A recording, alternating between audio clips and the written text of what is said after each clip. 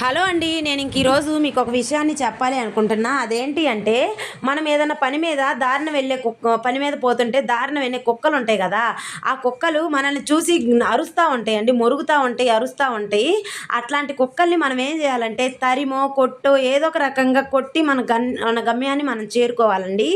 ఎందుకంటే ఆ విషయాన్ని నేను ఎందుకు చెప్తున్నా అంటే, ఈరోజు నేను గివ్ అవే ఇచ్చిన తర్వాత ఒక కుక్క నాకు కామెంట్ చేసిందండి. ఒక కామెంట్ కూడా కాదు, 4 కామెంట్లు చేసింది. అవి నేనైతే డిలీట్ చేసేసానండి.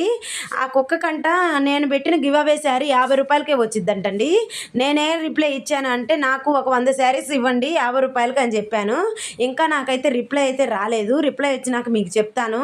అట్లాంటి కుక్కలు ఎన్నో మొరుగుతా ఉంటాయండి. అవి అసలు మనం పట్టించుకోకూడదు. మనం పట్టించుకుంటే మనం చేరాలి అనుకున్న గమ్యాన్ని మనమైతే చేరలేమండి. మన ఛానల్ ఇప్పుడిప్పుడే గ్రో అవుతుంది. ఆ కుక్కల గురించి పట్టించుకోకుండా నేను మంచి మంచి గివ్ అవేస్ మీకైతే